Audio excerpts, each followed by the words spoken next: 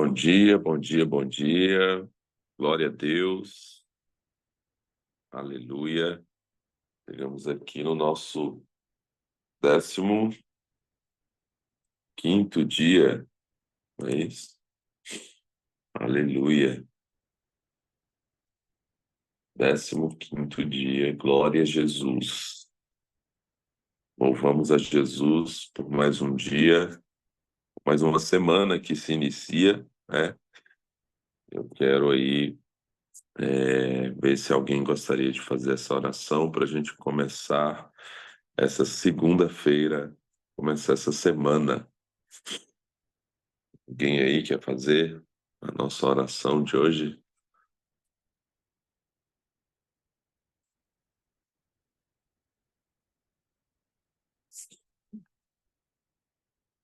Alguém?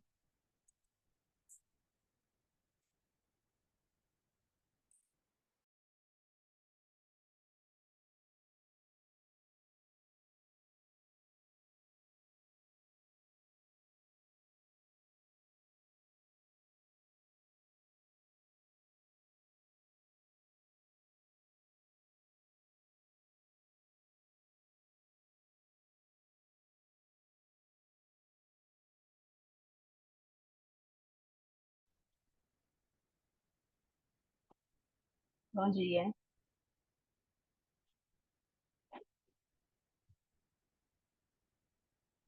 Bom dia, pode falar? Estão me ouvindo? Sim.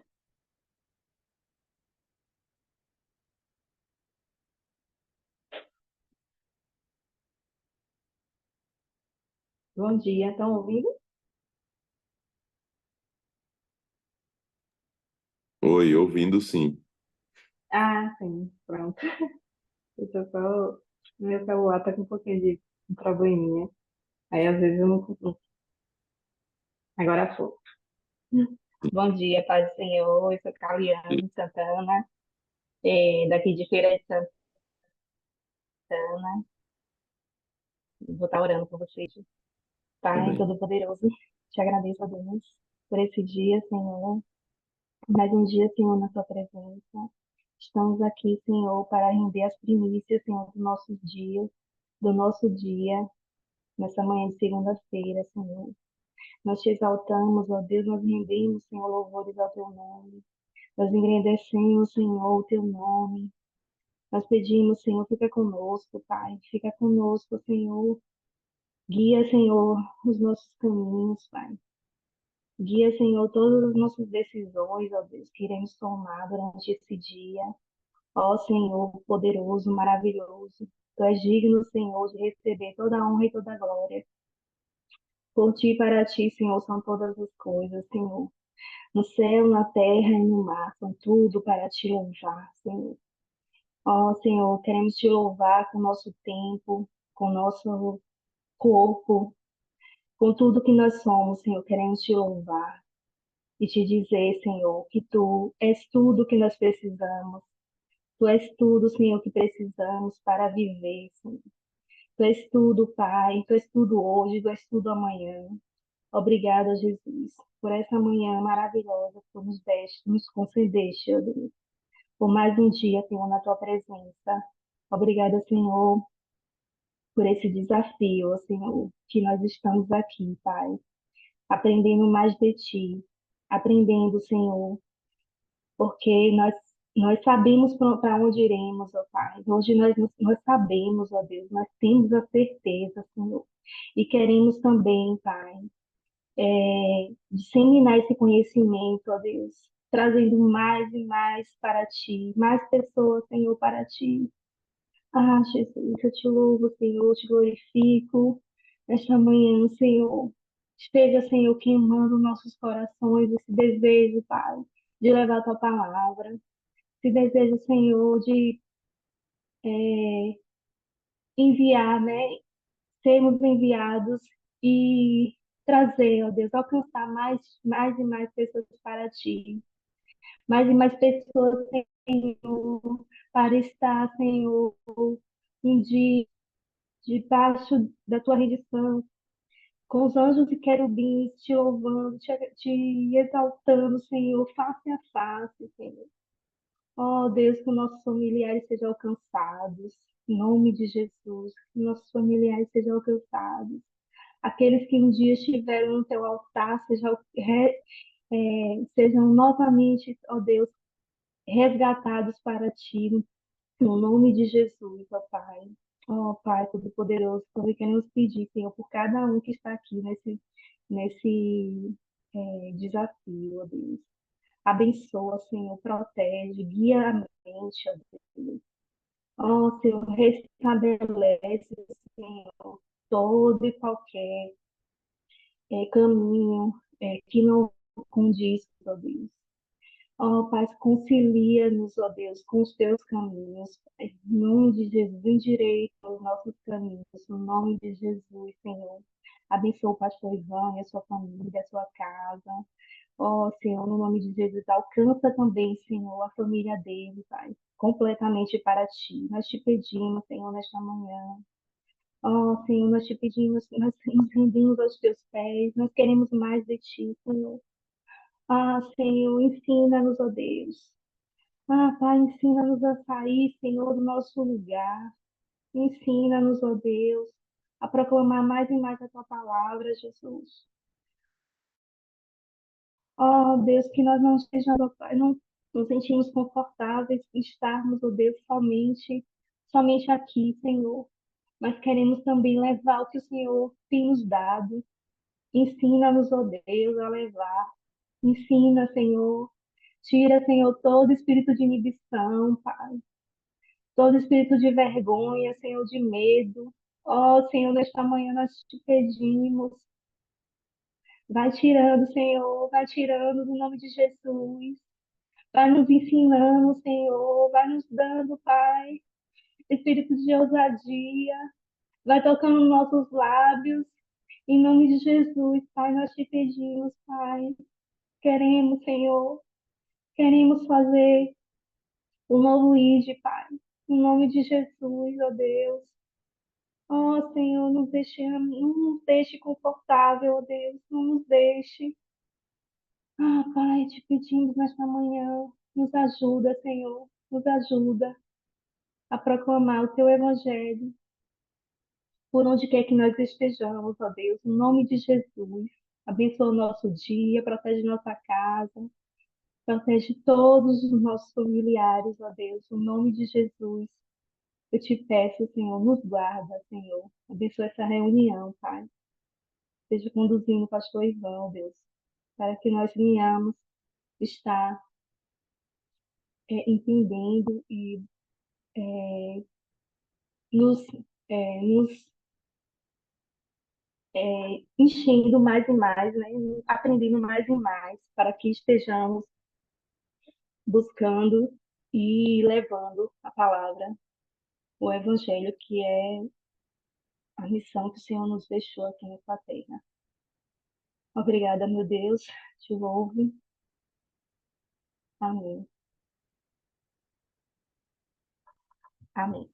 Amém. Glória a Deus. Obrigado, Caliane. Deus abençoe Isso. aí mais e mais, em nome de Obrigada. Jesus. Você e todo o pessoal aí de Feira de Santana, que tem várias pessoas que participam conosco aí dos desafios. Que o Senhor os abençoe. Abençoe mais e mais aí. Em nome de Jesus. Eu quero compartilhar aqui com vocês, né, algo para hoje, né? Hoje eu não coloquei aqui a transmissão para o YouTube, né? Porque eu vou passar um vídeo para vocês e o YouTube costuma derrubar, né? Quando é ao vivo, por causa porque como eu uso nesse vídeo algumas cenas, né? Música e algumas cenas de filmes e tudo, o YouTube costuma identificar por questão de direito autoral, quando é ao vivo ele tira, né? Então depois eu vou estar subindo para o YouTube, porque aí ele só sinaliza, né, que tem essas partes, mas não tira do ar. Mas quando é ao vivo, ele costuma, pelo menos de algumas experiências que a gente teve aqui, com encontros nossos, algumas coisas semelhantes que eu passei, ele derrubou, né, na hora, quando era ao vivo. E aí, então, depois eu vou estar subindo para o YouTube, né? Eu quero ler um texto com vocês aqui, para a gente poder falar aqui hoje, que está em Atos, no capítulo 20. É, Atos, capítulo 20. Deixa eu ver aqui qual o versículo.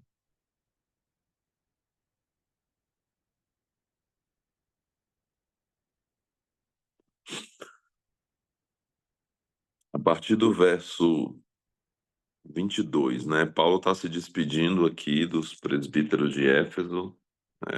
O texto é esse aqui, em Atos 20, mas é a partir do 22 a gente pode destacar aqui a fala de Paulo. Ele diz assim: agora, compelido pelo Espírito, estou indo para Jerusalém, sem saber o que me acontecerá ali.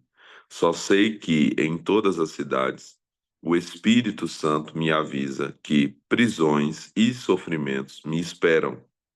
Todavia, eu quero enfatizar esse 24, né? 20, 24.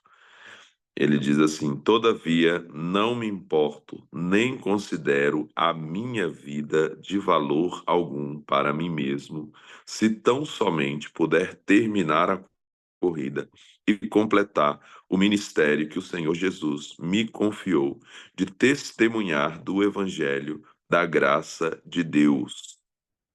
Então, essa fala do apóstolo Paulo aqui é uma fala que também chama muito a minha atenção e me marca muito, porque revela aqui esse propósito, esse nível de entrega que ele tinha pela missão, pelo chamado, pelo propósito, e a certeza que ele tinha, né, da sua vida eterna, a certeza de que ele estava aqui realmente cumprindo um propósito, como a gente já falou aqui, e a gente antes de ler, né, de parar para ler esses vários dias que a gente passou lendo o livro, a gente teve alguns encontros, né, e eu falei sobre isso, sobre você ser preenchido, sobre você ser saciado pela vontade de Deus na sua vida, pelo propósito de Deus na sua vida, ali naquela pirâmide de Maslow que eu mostrei sobre a necessidade que está no topo, né, que é essa necessidade de realização.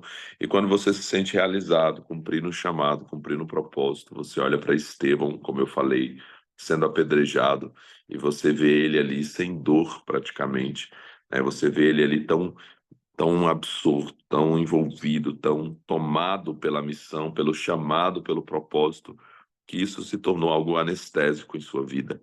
Ele estava tão certo da eternidade, ele estava tão certo de que ele estava cumprindo o propósito, ele estava tão alimentado por isso, né, que aquilo que era natural ali, a dor física, a falta física, não conseguia lhe tocar. E aqui a gente vê essa fala do apóstolo Paulo, alguém que assim, alguém que estava tão envolvido pelo seu chamado, pela sua missão, né, que ele está dizendo aqui: eu não me importo, né, todavia não me importo, nem considero a minha vida de valor algum para mim mesmo, né?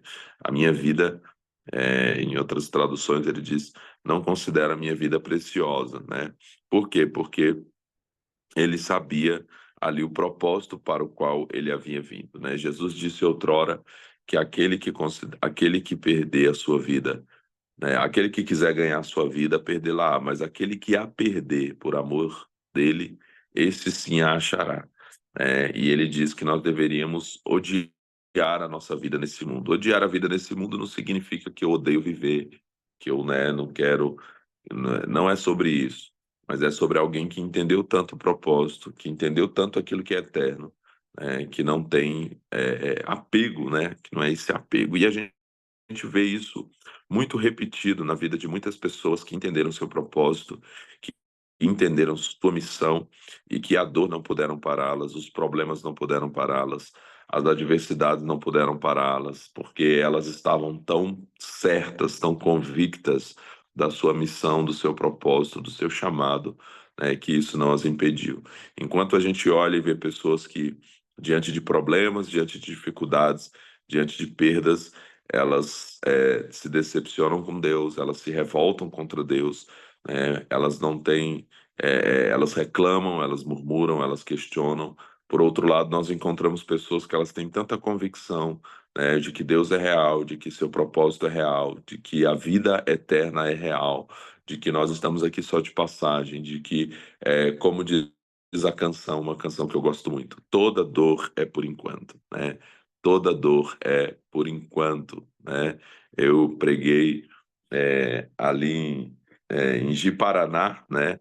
Ali na igreja do Clener e da Regina, e aí eu ministrei lá uma mensagem que foi, a gente tinha combinado que ia pregar cadeira elétrica no sábado à noite, e aí faltou energia e estava lotado o lugar, né? Bem calor, e eu fui pregar sem energia, até postei isso nos grupos do pessoal na época, e postei na internet também. E aí a gente trocou a mensagem porque a cadeira elétrica precisava de toda uma questão, uma logística de efeitos especiais, de vídeo e tudo.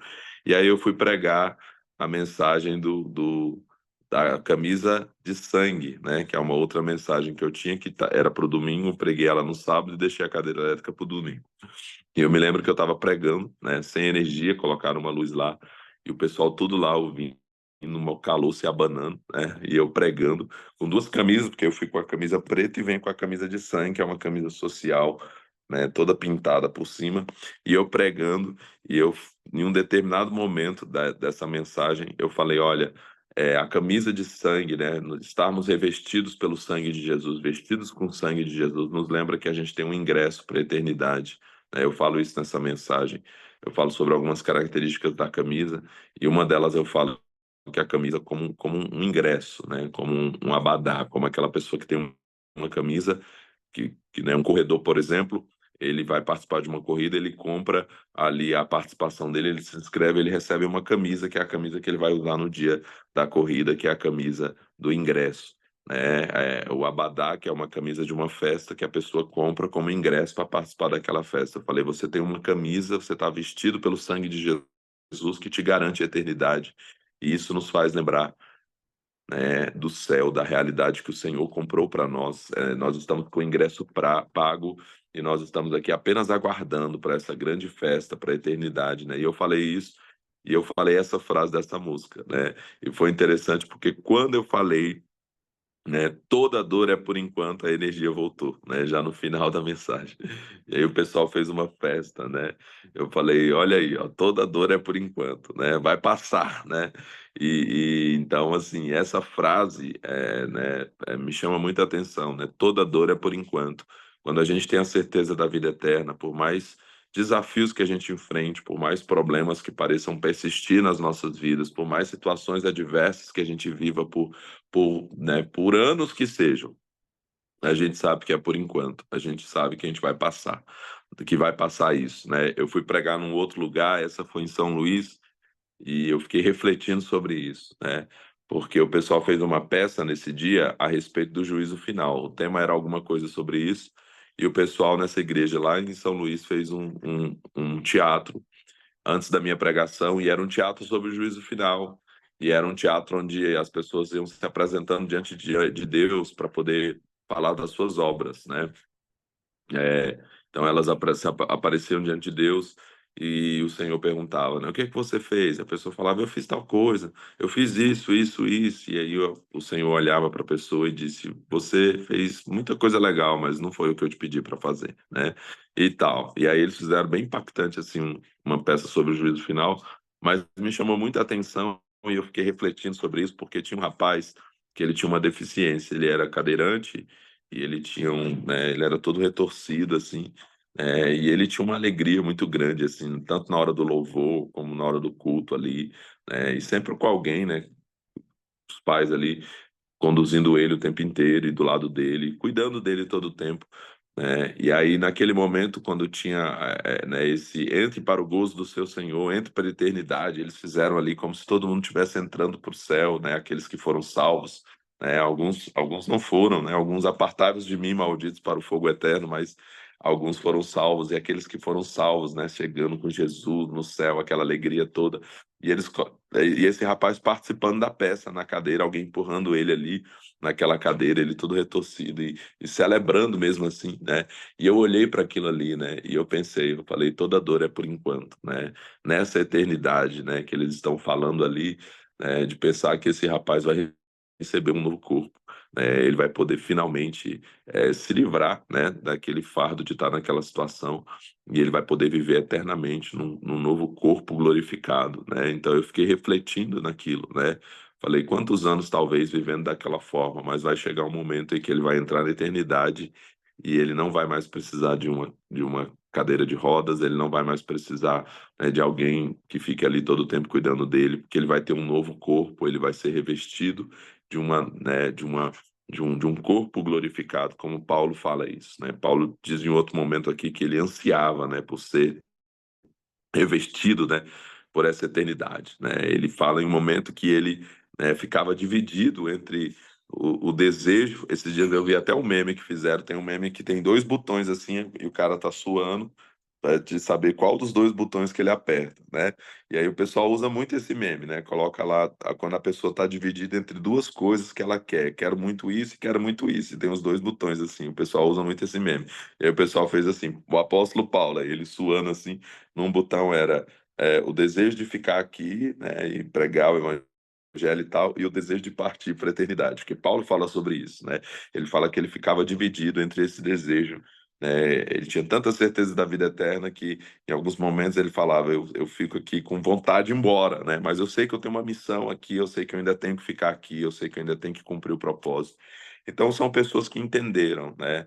Entenderam que toda dor é por enquanto, que por mais que a energia acabe, a energia vai voltar, né?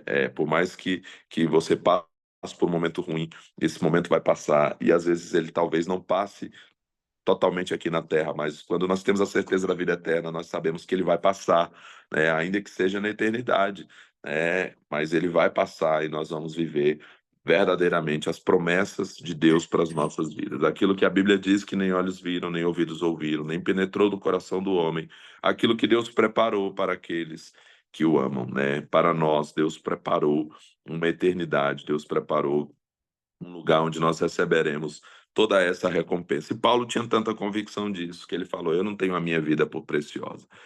Como Jesus, né? Paulo se pareceu muito, ele foi de fato um imitador de Cristo, ele se pareceu muito com Cristo nesse entendimento que ele teve, né? Talvez um dos que mais se aproximou disso. Porque Paulo, porque Jesus disse, né? Ele disse: ninguém tira a minha vida, sou eu que a entrego, né? Então não é que alguém vai me matar, não, sou eu que estou me entregando totalmente pelo propósito, né? Então, assim nós vemos. Claro que Paulo lutou pela sua vida, ele foi a todas as instâncias, como nós lemos no livro de Atos, né? Isso não significa pelo fato dele entender a vida eterna que ele estava só se entregando e está tudo bem, não. Paulo lutou para poder ter ali, fez a sua defesa, né? Recorreu a César, recorreu a todas as instâncias para ser julgado, para que ele tivesse a liberdade. Por quê? Não porque ele tivesse medo da morte, não porque ele não queria, né, enfrentar aquela, não, mas porque ele queria continuar pregando o evangelho, queria continuar alcançando o maior número de pessoas, né? Então ele fez tudo isso para que ele conseguisse realmente ter essa oportunidade, essa liberdade de pregar o evangelho, mas sabendo que ele poderia ser a qualquer momento preso, né? E quando ele foi levado para Roma, que ali ele sabia e ele provavelmente não voltaria. Quando ele foi levado para Roma, ele tem esse sentimento, né? Esse sentimento de que eu estou disposto a ir até o fim, né? Eu imagino quantas vezes ele pensava: a qualquer momento vai acontecer comigo o que aconteceu com Jesus, né? Do jeito que mataram Jesus, vão me matar também. Por quê? Porque eu estou pregando esse Jesus, né? E assim como eles mataram esse Jesus, eles vão querer me matar. Então, ele sabia, né, do que o esperava, mas ele estava disposto a viver isso, né? Então, eu quero hoje compartilhar com vocês, né, um vídeo que eu fiz, que é uma mini pregação. Esse vídeo é uma pregação que eu prego todos os anos, quase todos os anos, né? Ano passado eu não preguei, mas quem fez a mentoria comigo sabe, já conhece. Talvez em algum outro desafio eu tenha passado, não me lembro, mas eu sei que eu passei na mentoria e falei sobre isso. E eu fiz esse vídeo, né, porque ele foi baseado em um clipe, né, de um videoclipe de uma música, né, de uma banda, que é uma banda chamada Guns N' Roses, não é uma banda gospel, né, muito pelo contrário, né, mas eu me lembro que esse clipe chamou minha atenção, esse videoclipe, porque ele apresentava a cena de um casamento, e ali naquele casamento tinha uma noiva, que estava se casando, e daqui a pouco essa noiva era transportada do casamento para o funeral. Uma chuva vinha, destruía o casamento e a noiva aparecia já morta num caixão, né? E aquela impressão daquele, inclusive tem uma cena do clipe que eles colocam a imagem de Jesus chorando sangue, né? Aquela coisa da revolta, talvez, do noivo ali, né? Para com o Senhor, para com Deus, para com Jesus, por ter levado a sua noiva, né? E eu fiquei refletindo há muitos anos atrás, eu tinha recém-casado, tinha poucos meses de casado, e eu tinha um amigo, né? Tem um amigo que na época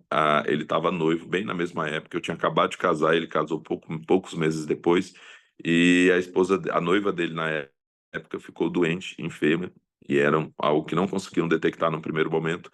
E o pessoal foi, e lá, os médicos disseram que ela tinha poucos dias de vida, né? E ele estava prestes a se casar. E eu fiquei refletindo naquilo, né? Eu falei, meu Deus, imagina alguém que está prestes a casar, né, e essa pessoa morre assim, né? Como seria isso, né? Será até que ponto? Eu fiquei me questionando sobre isso. Até que ponto, né? A gente confia em Deus. Se a minha esposa hoje, eu tinha acabado de me casar, se ela morresse, né? Até que ponto eu confiaria no Senhor de dizer, Senhor, o Senhor tem um propósito com tudo isso, né? E depois eu fui me deparando com muitos testemunhos e muitas histórias de pessoas que perderam pessoas que amavam, né? Algumas pessoas que realmente conseguiram confiar no Senhor, entender que Deus tem um propósito, essa certeza, inclusive, da vida eterna, né? Mas outros que realmente se voltaram contra Deus, se revoltaram contra Deus, né? Eu tenho pessoas que eu conheço que um dia serviram ao Senhor, mas que por perderem alguém querido, perderem um filho, perderem um parente, perderem alguém que amava, essas pessoas se revoltaram contra Deus, né? Como assim Deus tirou essa pessoa de mim, né? Então, isso me fez refletir muito, e aí nasceu essa pregação, né?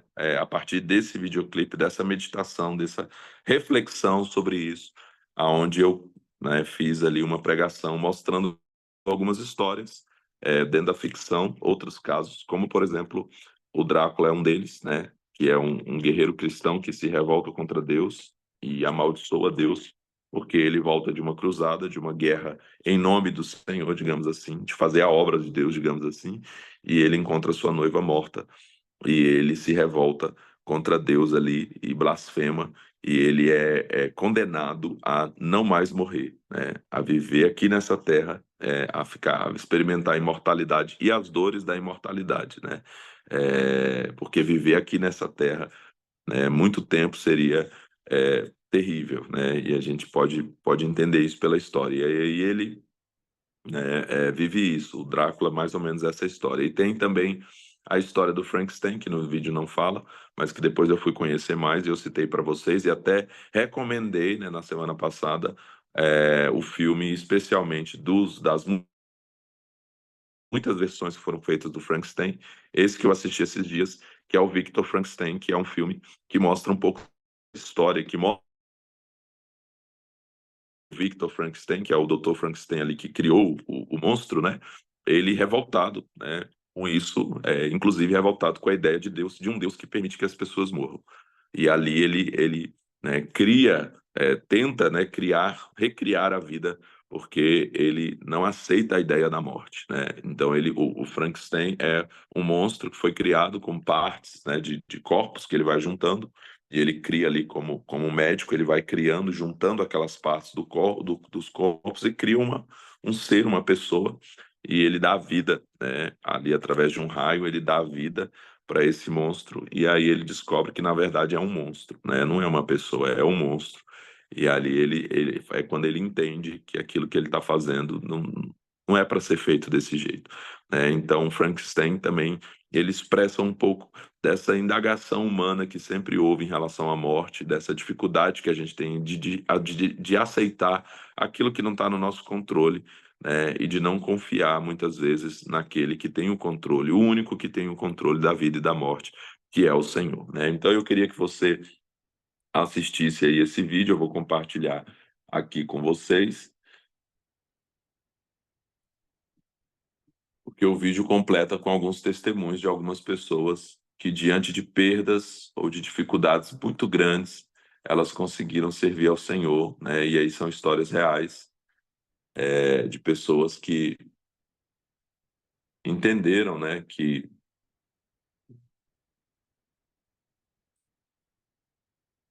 Deus faz tudo com propósito, que todas as coisas cooperam para o bem dos que amam a Deus.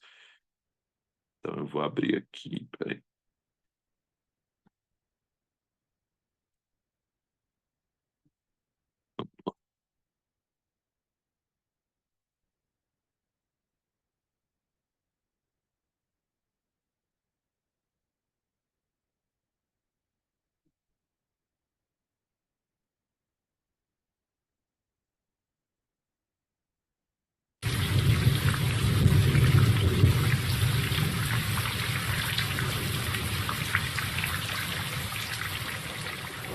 É difícil carregar uma vela na fria chuva de novembro. Mas também é difícil para muitos ficar sem a chuva. A seca 2012, sofri com muita coragem, trabalhando todo dia, tirando capim para o gado, comprando resíduo caro, a tudo dava um punhado. A falta da chuva castiga, mas a presença dela também pode fazer grandes estragos. Aqui no Brasil, a chuva castiga Santa Catarina. 360 famílias em 24 cidades já foram afetadas por deslizamentos e alagamentos. O Vale do Itajaí é uma das regiões mais castigadas pelos temporais. E o mesmo Deus que retém a chuva ou a dá em abundância é o Deus que tem o controle de todas as coisas.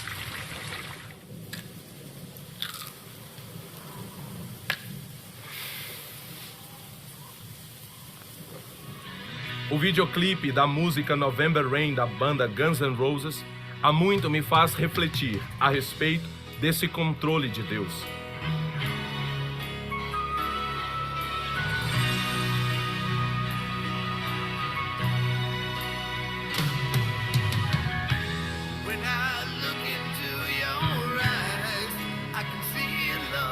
No clipe, assistimos a cena de um casamento.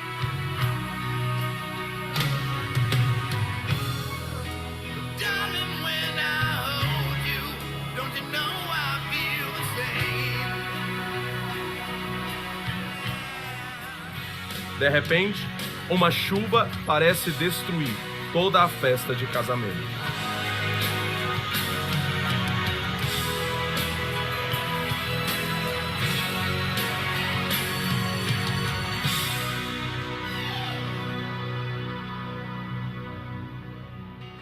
E em seguida, somos transportados para um funeral. O funeral da noiva que há pouco estava casando.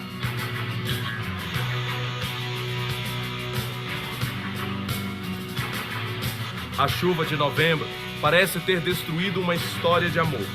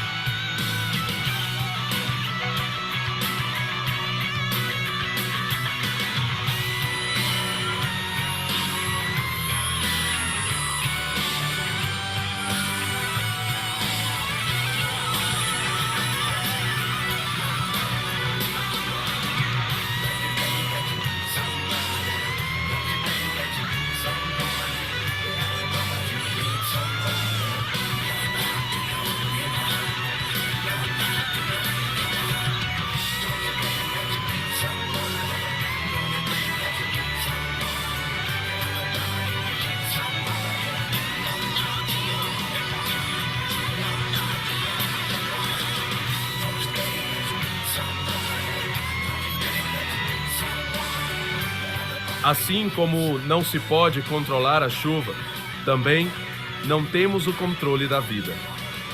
E apenas aquele que pode fazer chover ou reter a chuva pode controlar a vida e a morte. Quando ele determina o fim da vida, ninguém pode impedi-lo. E se a chuva de novembro, proposta pelo vídeo, caísse em nossas vidas? Diante da chuva ou da seca, o difícil é entender que Ele está no controle e tem os seus propósitos. Diante da morte, é talvez mais difícil ainda. Na ficção é comum encontrar história de pessoas que se revoltaram contra Deus e contra as pessoas por causa de uma tempestade em suas vidas. No filme Sinais, por exemplo, Mel Gibson interpreta um pastor que abandona a sua fé ao ver sua esposa morrer depois de um acidente.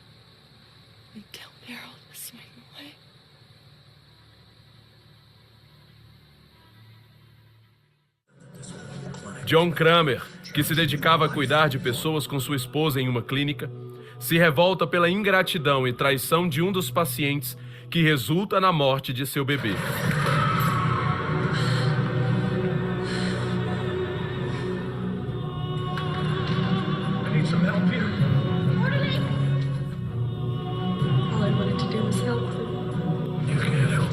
Acompanhado pela revolta por ter um câncer, Kramer se torna o psicopata Jigsaw,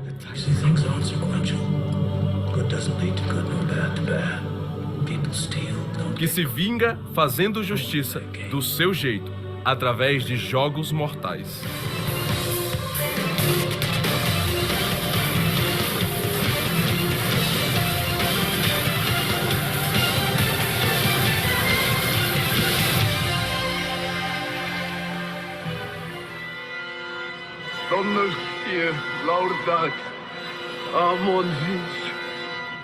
E na famosa história do Conde Drácula, o guerreiro cristão se volta contra Deus depois de voltar de uma guerra e encontrar sua amada morta.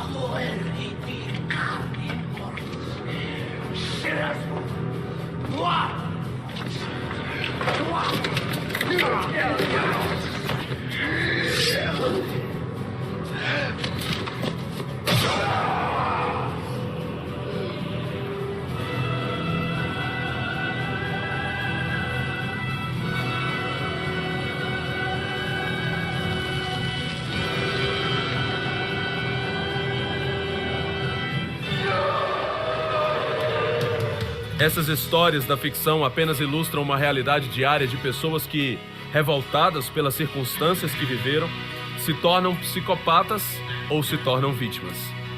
E muitas vezes se voltam contra Deus por não entenderem que se Ele faz chover ou se retém a chuva, Ele sabe perfeitamente o que está fazendo. Mas enquanto isso, existem as histórias de homens e mulheres que decidem entender que Ele está no controle, que Ele faz tudo com um propósito, que todos os passos do homem são dirigidos por Ele e que todas as coisas cooperam para o bem daqueles que o amam.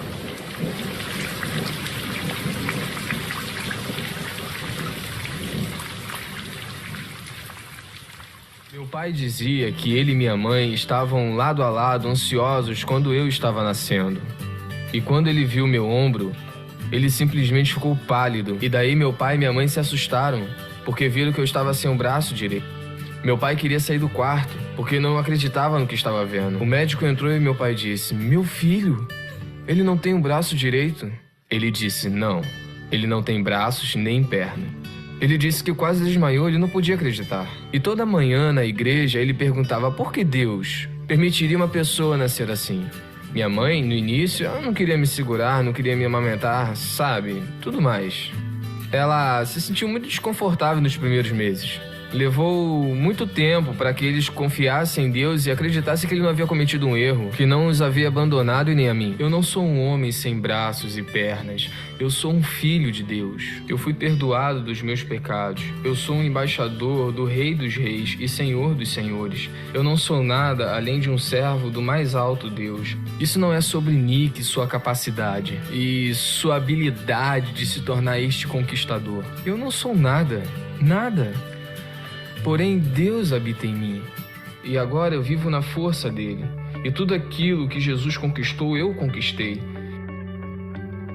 Eu creio que se Deus não lhe deu um milagre, você é um milagre de Deus, para a salvação de outra pessoa. Eu agradeço a Deus por ele não ter respondido a minha oração quando eu implorei a ele por braços e pernas aos 8 anos, porque imagina só, porque eu não tenho braços e pernas, ele está me usando ao redor do mundo. E nós vimos até o momento, aproximadamente, numa estimativa conservadora, 200 mil almas virem até Jesus Cristo pela primeira vez nos últimos 6 ou 7 anos. E o que você prefere? Prefere ter pernas e braços aqui na Terra, Nick? Não, eu quero a vontade de Deus. Eu prefiro não ter pernas e braços temporariamente aqui na Terra para ser capaz de alcançar mais alguém para Jesus Cristo e passar a eternidade com ele. Nos últimos 10 anos, Nick Void contou seu testemunho em 24 países para mais de 3 milhões de pessoas. Seja em estádios lotados ou para apenas uma pessoa, no coração de Nick Void, a mensagem é a mesma. Deus ama você. Ele não se esqueceu da sua dor. Ele não se esqueceu da sua família. Esperança é quando você compara o seu sofrimento com o infinito e imensurável amor e graça de Deus. Isaías 40, verso 31 diz: Mas os que esperam no Senhor renovarão suas forças, subirão com asas como águia. Eu não precisei que a minha circunstância mudasse. Eu não preciso de braços e pernas. Eu preciso das asas do Espírito Santo. Eu estou voando porque eu conheço a Jesus. Ele me sustenta. Não desista de Deus, porque Ele não irá desistir de você.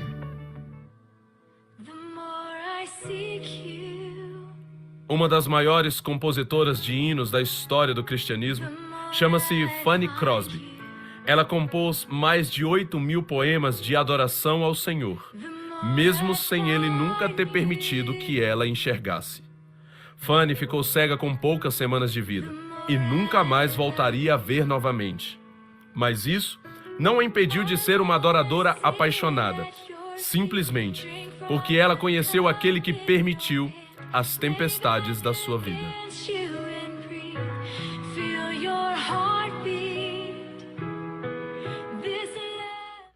Diante de uma doença rara que lhe causasse muita dor, será que você poderia formar um pequeno grupo de evangelismo e falar do amor de Deus a outras crianças? Os olhinhos atentos e o sorriso tímido escondem a dor. Bolhosa quer dizer que sai bolhas. E distrófica é porque pode encolher, assim, pode atrofiar. Vai atrofiando até fechar. Tem algumas crianças que eu conheço, elas não têm mais a mão. São fechadas, e a única parte que elas mexem da mão é o dedo. Incomoda um pouco a dor, porque daí sinto muita dor, assim, quando eu bato, quando eu corro, até para tomar banho dói. No dia a dia é difícil.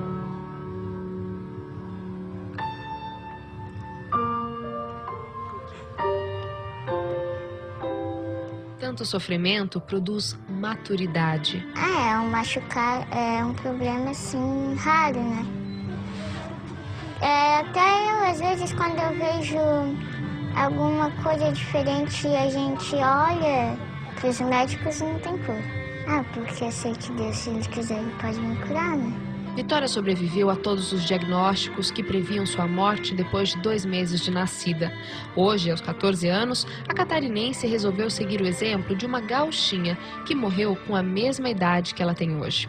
Vendo um DVD da história e missão da Andressa, ela decidiu que queria fazer o mesmo, montar um pequeno grupo. Por causa do pequeno grupo infantil, que já tem quase 30 crianças, os adultos montaram um grupo de oração e agora estão formando um pequeno grupo também.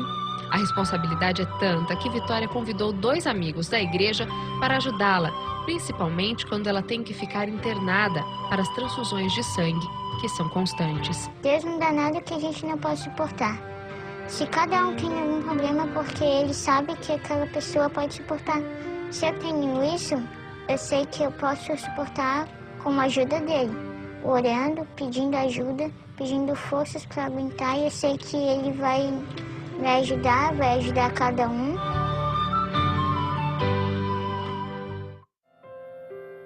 Sou Israel, tenho 27 anos de idade, sou bancário. Com 14 anos de idade, eu comecei a namorar a mulher que seria a minha esposa, aos 21 anos de idade. Com 14 anos eu também saí de casa para jogar futebol, para jogar em Santa Catarina. E lá onde eu conheci Jesus Cristo, numa concentração, onde eu levantei a mão dentro de uma concentração e aceitei Jesus como Senhor e Salvador. E com 21 anos de idade, já casado e morando em Fortaleza novamente, a gente conheceu a videira, onde a minha esposa aceitou Jesus como Senhor e Salvador na videira. E a partir daí nós começamos a liderar grupo de noivos, através do AN, começamos a liderar grupo de casais, e a partir daí nós começamos a servir e a ver o amor de Deus na nossa vida e a conhecer verdadeiramente o que é o servir e o que é amar pessoas, o que é viver o verdadeiro evangelho. E depois de 5 anos de casado, em outubro de 2013, nós descobrimos que estávamos grávidos, e essa gravidez era um sonho para a gente. E em janeiro para fevereiro desse ano de 2014, nós descobrimos que tínhamos um tumor cerebral no ventrículo esquerdo do tamanho de uma laranja no cérebro da Camila. Ela parou de andar, ela ficou sem falar, ela perdeu a memória. E nós passamos todo esse período da gravidez, ela voltou ao normal, ela curtiu a gravidez. E no dia 17 de junho de 2014, Deus nos presenteou com o Yuri, que é o nosso filho, que é um milagre, que os médicos diziam que era quase impossível ele nascer, porque ele já teria tomado 6 contrastes, e um contraste já modifica muito o crescimento de uma criança, de um feto, e ele tomou 6 contrastes. Ele participou de uma cirurgia com ela para colocar um dreno e uma válvula, e ele ficou respirando pela placenta. E agora no mês de agosto, dia 13/8, nós fomos para a cirurgia, e nessa cirurgia para retirar o tumor cerebral. E no dia 17 de agosto, Deus mandou chamar. E ela foi para a glória, ela está no lugar onde ela sempre quis estar, dizendo que santo, santo, santo é o Senhor. Na hora que eu soube que ela tinha falecido, veio dentro de mim uma voz dizendo: Israel, a minha vontade ela é boa, ela é perfeita e ela é agradável. A minha vontade ela é boa, perfeita e agradável, não numa casa de praia, com dinheiro no bolso. A minha vontade ela é boa, perfeita e agradável também, mas num velório. A minha vontade ela é boa, perfeita e agradável. Numa sala de cirurgia, ela também é boa, perfeita e agradável. E hoje nós estamos aqui para dizer que a vontade dele é boa, perfeita e agradável. E está aqui uma prova viva de um milagre de Deus. E está aqui um guerreiro do Senhor, um soldado de Cristo. E ele vai amar o pobre, ele vai amar o necessitado. Ele vai ir e ele vai anunciar o evangelho a toda e qualquer criatura. Hoje eu não tenho nenhuma mancha, hoje eu não tenho nenhuma mágoa, porque tudo que era para ser feito eu fiz, tudo que era para me falar, ela ouviu. Eu servi, eu amei mais do que a mim mesmo. E hoje começa uma nova estação na minha vida, eu tenho uma nova estação, onde eu vou honrar vidas. E eu louvo a Deus por eu ter vivido esse momento, porque eu saí mais forte. O soldado ele está ferido, mas ele continua firme na batalha, com a cabeça erguida e esperando o que vem do alto. Você nunca saberá que Deus é tudo que você precisa, até que Ele seja tudo que você tiver.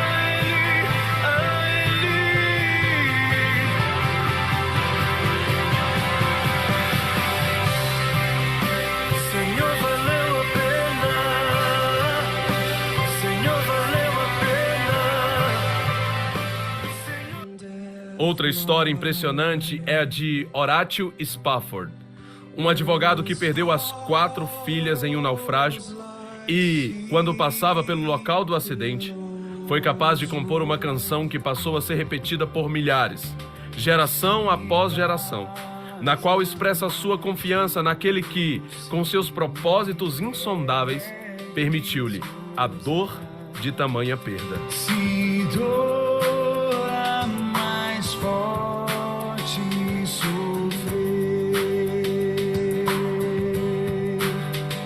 oh, seja o que for, tu me fazes saber que feliz com Jesus sempre sou.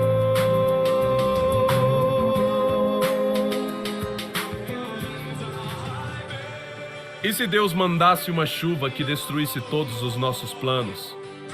E se Deus nos tirasse quem mais amamos? Será que nos revoltaríamos contra o Criador? Ou será que declararíamos como Jó: o Senhor o deu, o Senhor o tomou, bendito seja o nome do Senhor? Que nós possamos sempre confiar no Deus que está no controle da chuva de novembro.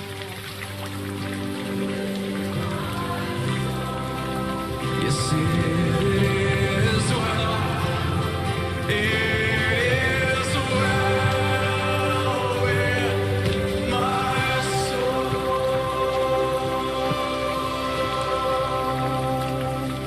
It is well. It is well.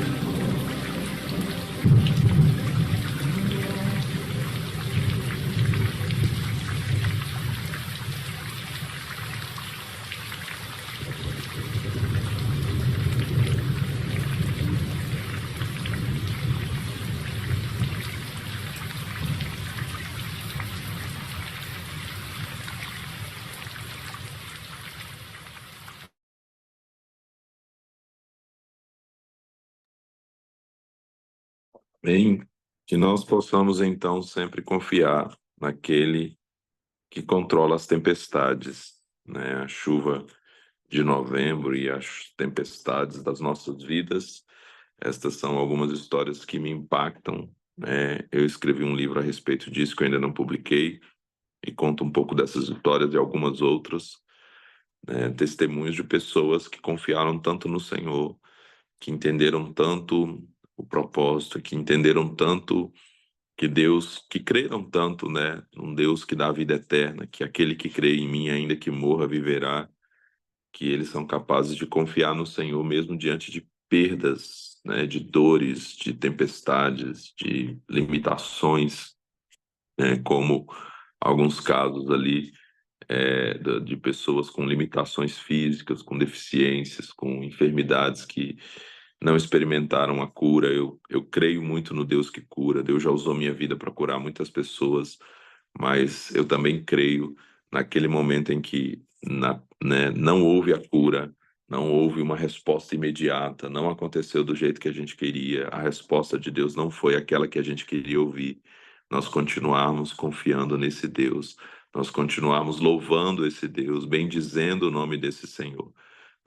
Como ali a gente vê o testemunho da vitória, do Israel, nós vemos o testemunho do Nick, que depois disso, depois de eu fazer esse vídeo pela primeira vez, eu acompanho algumas coisas do Nick, sigo ele nas redes sociais, ele casou, teve filhos, mesmo não tendo os braços e as pernas, eu não sei se ele tem 4, 5 filhos, então assim, um testemunho tremendo, de alguém que confiou, e como ele disse ali, eu prefiro não ter os braços e as pernas e poder tocar tantas pessoas como eu tenho tocado, Então é esse nível de confiança, sabe, de olhar e de dizer, Deus tem um propósito. Fanny Crosby, eu sempre falo sobre ela na minha mensagem do ensaio sobre cegueira, que é uma mensagem que as pessoas participam com os olhos vendados, e eu sempre começo essa mensagem com a história da Fanny Crosby, que ela viveu 94 anos cega. Ela ficou cega nas suas primeiras semanas de vida por causa de um erro médico. E ela nunca voltou a enxergar. Ela viveu 94 anos, sem enxergar. 94 anos ali, confiando no Senhor. E ela foi capaz de compor ali, cerca de 9.000 hinos de adoração ao Senhor. Alguns deles que estão no Cantor Cristão, como Que Segurança Sou de Jesus, que é um hino que ela declara, né, essa confiança naquele que não a permitiu enxergar. E ela falou, né, numa visita de obreiros, já próximo no final da sua vida, ela falou que ela ansiava o momento em que ela ia poder enxergar o seu Criador, o seu Salvador, né? O primeiro rosto que eu quero ver é o de Jesus. Quando eu entrar no céu, ela tinha essa convicção, né? E ela disse: eu creio que o fato de Deus ter fechado a minha visão externa não foi uma perda para mim, porque Ele me consagrou para a obra para a qual Ele me fez. Eu me pergunto se realmente, se ela fosse uma pessoa que tivesse a sua visão normal, que voltasse a enxergar, se talvez ela realmente seria tudo aquilo que Deus a projetou para ser, se ela iria ser essa compositora de mais de 8 mil, quase 9 mil hinos de adoração ao Senhor, né, que entraria para a história como uma das maiores compositoras de hinos da história da igreja. É uma mulher que falou, a primeira mulher a falar diante do Senado dos Estados Unidos, que conheceu pessoalmente 5 presidentes americanos, né, que revolucionou, que pregou nos Estados Unidos inteiro, mesmo sendo cega. E ela também perdeu um filho, né? Na sua história, ela se casou com um homem também cego, eles tiveram um filho e esse filho morreu. Então, além da perda da visão, ela enfrentou a perda de um filho. E isso não a fez se decepcionar com Deus, muito pelo contrário. Isso a motivou a pregar para as crianças a respeito do retorno de Cristo e a respeito da vida eterna. Então, esse é o testemunho. Esses são testemunhos, poucos dos muitos testemunhos que existem.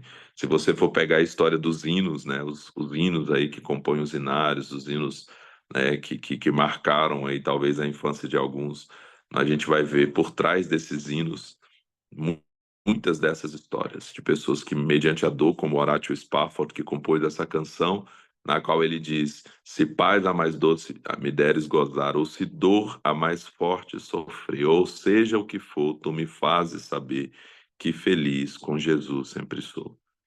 E no original inglês dessa música, ali a frase "sou feliz com Jesus" é "It's well with my soul", vai tudo bem com a minha alma, né?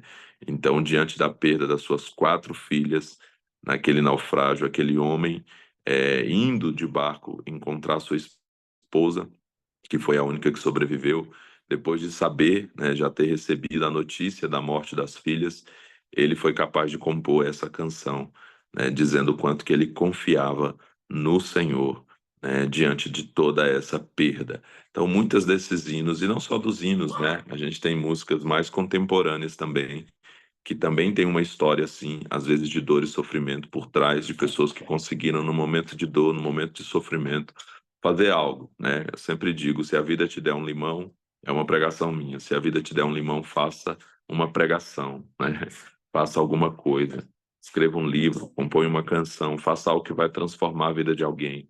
E essas pessoas souberam extrair da sua dor o melhor, para transformar isso numa canção, transformar isso num livro, transformar isso num ministério, transformar isso numa pregação e fazer algo que ia transformar a vida de outras pessoas. Aquela música How He Loves, né? Completar com isso aqui. Aquela música How He Loves, me ama, ele me ama, que foi traduzida assim aqui no Brasil e que foi traduzida aí para o mundo inteiro.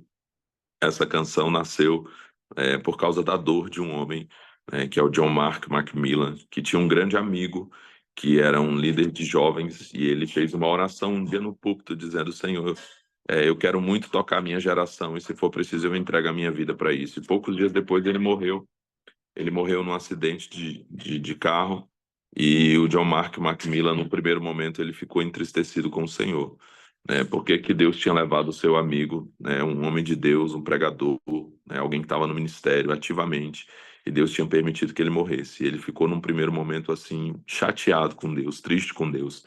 E então ele compôs essa canção.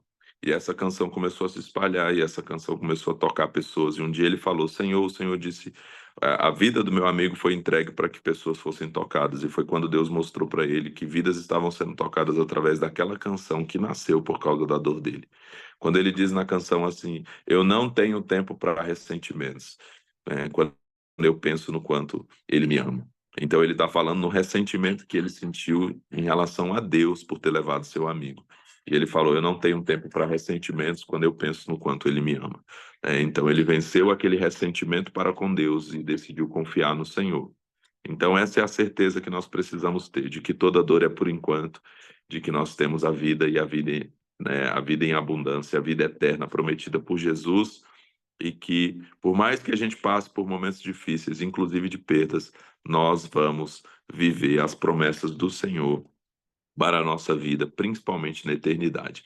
Então, a certeza da eternidade, ela nos faz dizer, como o apóstolo Paulo, eu não tenho a minha vida por preciosa, contando que eu possa cumprir o propósito para o qual eu vivo.